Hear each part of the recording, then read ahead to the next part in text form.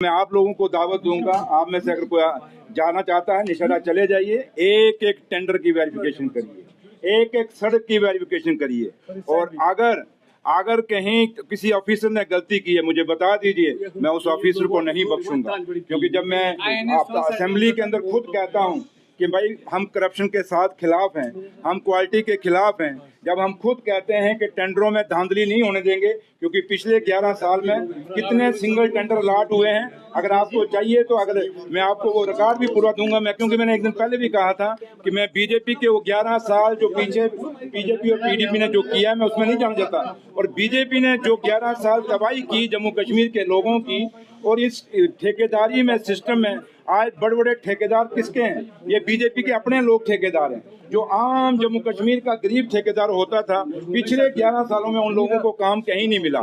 और रही बात जहाँ तक नौशहरा का है, मैंने खुद अपने सेक्रेटरी साहब को कह दिया है कि सेक्रेटरीट से एक हाई लेवल कमेटी बनाई जाए, क्योंकि यही बात 1 महीना पहले वो जो टिटीरी मास्टर है नौशहरा से मेरे मुकाबले में इलेक्शन लड़ा था बीजेपी का, वो जो सीटियां मारता है टिटीरी, उसके भाई ने प्रेस कॉन्फ्रेंस इसी इशू पे की, same word to word press conference की। 1 महीना पहले जब प्रेस कॉन्फ्रेंस की तो इन्होंने सोचा कुछ बात नहीं बनी, अब असेंबली में हंगामा खड़ा करना था क्योंकि मुद्दा इनके पास नहीं था, तो इन्होंने उस मुद्दे को, एक ऐसे मुद्दे को उछालने की कोशिश की जो मुद्दा ही नहीं है। लेकिन हाँ, एक चीज मैं आप लोगों के माध्यम से, नौशहरा के लोग मेरे सुन रहे होंगे, आप लोगों को सुनेंगे, मैं उनको ये चीज बताना चाहता हूँ कि देख लीजिए, जिस टिटीरी ने नौशहरा से बीजेपी के नाम 27,000 वोट लिया, वो बीजेपी आज नौशहरा में नहीं चाहती कि काम हो, वो नौशहरा के लोगों के काम रोक रही है और जो उन कामों को रोकने की पूरी कोशिश कर रही है। लेकिन सुरेंद्र चौधरी, क्योंकि लोगों का चुना हुआ नुमाइंदा नौशहरे से है,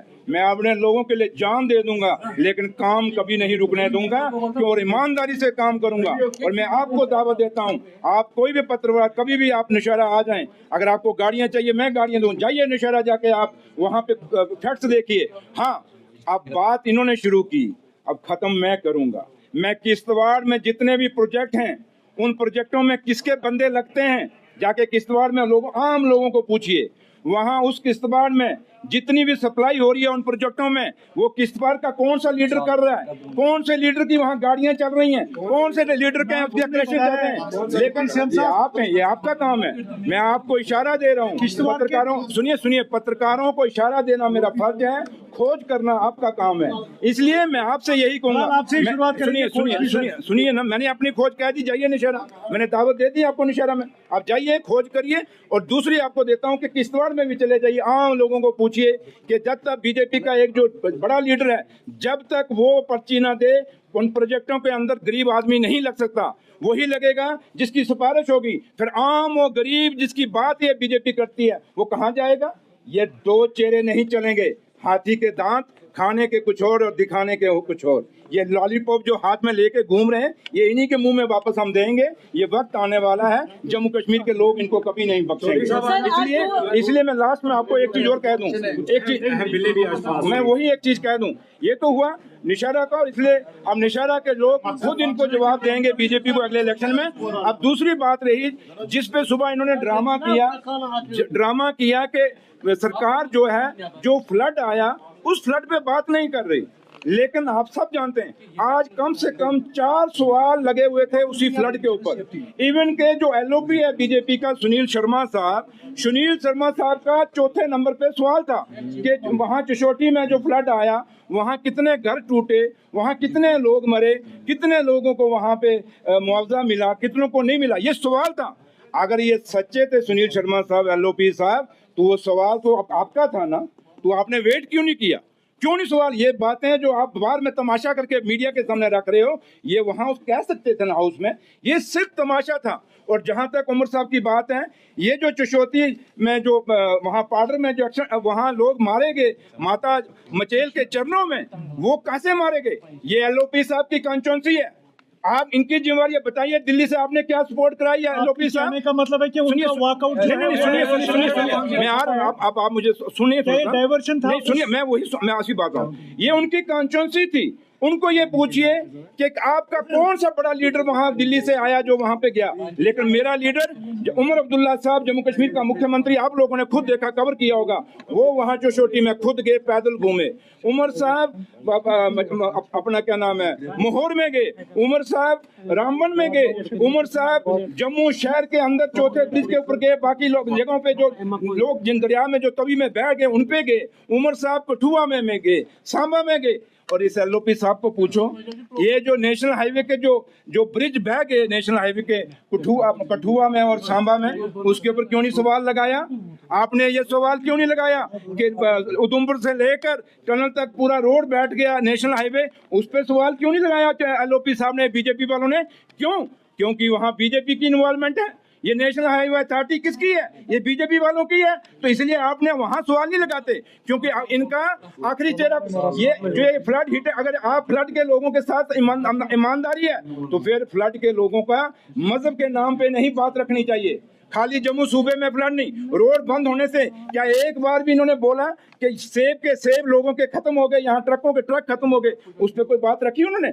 यहाँ 22 शरण के अंदर लोग मर गए, मिलिटेंसी अटैक हुआ, कैसे हुआ, क्यों हुआ? चौधरी साहब सुनो मेरी बात यार, अगर आप सुनते हो तो बात का सुन लीजिए, यही अधूरी मत छोड़िए। 22 शरण में पूरा टूरिज्म का कश्मीर का खत्म हो गया, पूरी इंडस्ट्री, होटल इंडस्ट्री खत्म हो गई। एक बार भी बीजेपी ने कहीं सवाल लाया, बात रखी कि हमने इस पर बात करना चाहते हैं, इस पर डिबेट करना चाहते हैं? ये कम करते हैं। मैंने वही कहा, बीजेपी के दो चेहरे हैं, कश्मीर में आते हैं कहते हैं हम आपके हमदर्द हैं।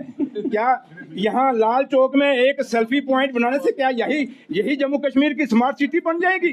या जम्मू के अंदर 2 सड़कें शहर के अंदर बनाने से क्या यही स्मार्ट सिटी बन जाएगी? हाँ, सुनील शर्मा साहब ईमानदार हो तो मैं आपको कहता हूँ, जाइए, अगर इंक्वायरी करनी है, निशारा की इंक्वायरी तो मैंने इनिशिएट करा दी है। आप जो 28,000 करोड़ का इंडस्ट्री का पैकेज आया था, इसकी सीबीआई इंक्वायरी करा दो। आप उसकी जो स्मार्ट सिटी हैं, इसकी सीबीआई इंक्वायरी करा दें। आप जितनी भी यूनिवर्सिटी हैं, बाहर के लोग उस यूनिवर्सिटी में लग रहे हैं, जम्मू कश्मीर के बच्चों को रोजगार नहीं मिल रहा, इन यूनिवर्सिटी में जितनी भी अपॉइंटमेंट हुई है बाहर के लोगों की, उसकी सीबीआई इंक्वायरी करा दें। सुनील शर्मा साहब, अगर आप इंक्वायरी करना चाहते हैं बीजेपी वालों, तो फिर अगर सबसे बड़ी इंक्वायरी यहाँ जो बेरोजगारी है, जिस बेरोजगारी को आपने पैदा किया, उस बेरोजगारी पे एक सीबीआई इंक्वायरी करोगे। ये कैसे इतने, ये 10 महीने में तो पैदा नहीं हुए ये बेरोजगार। इसलिए मैं आपसे ये बात करूंगा कि बीजेपी के लोग सिर्फ जम्मू कश्मीर के लोगों को उलझाना चाहते हैं, इससे ज्यादा कुछ नहीं है। ये सिर्फ एक जोर जबरदस्ती से गुमराह करके ये सरकार यहाँ पे अपनी पार्टी को चलाना चाहते हैं। लेकिन जम्मू कश्मीर के लोगों ने पहले भी इनको 2024 में इनको जवाब दिया था, कश्मीर में तो लोगों ने जवाब दिया, अब जम्मू वाले लोग अगले इलेक्शन का इंतजार करके इनको जवाब देंगे। और ये बीजेपी, सुनील शर्मा को एक बात और पूछना आप कि तलवार मुख जो आपने बंद किया था वो उमर अब्दुल्ला सरकार ने शुरू किया है। आज जम्मू का एक व्यापारी, एक आम आदमी खुश है। आपको किसने रोका था कि भाई यहाँ पे ये आप दरबार मुंह न चलाएं? इसलिए मुद्दे बहुत हैं, बातें बहुत हैं, लेकिन मैं एक ही बात कहूंगा कि बीजेपी असेंबली के अंदर पूरा ड्रामा कर रही है, ये सिर्फ तमाशा कर रही है आप लोगों के चैनलों पे आने के लिए, क्योंकि ये कुछ ना करें तो आप थोड़ा इनको पूछोगे भाई क्या हुआ है। इसलिए जब ये कुछ पंगा करेंगे तो ही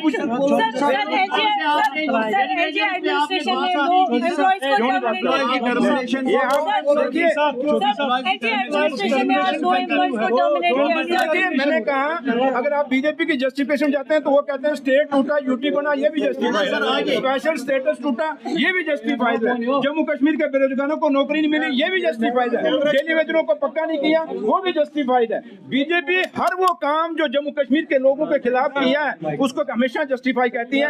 इसलिए मैं लोगों से कहूंगा, भारतीय जनता पार्टी जम्मू कश्मीर की, ये जम्मू कश्मीर के लोगों के खिलाफ है और जम्मू कश्मीर के लोगों के भाईचारे को तोड़ने की कोशिश करती है। और जम्मू कश्मीर के लोगों को ये फैसला करना होगा कि इनकी बात सुननी है कि नहीं सुननी। इसलिए मैंने कहा, आपने क्या इंक्वायरी की है? अगर उसके मिलिटेंट रिंग के, अगर उन लोगों के, चाहे वो मैं हूं या कोई भी हो, अगर देश के खिलाफ कोई भी आदमी कोई काम करता है तो उसके खिलाफ एक्शन होना चाहिए।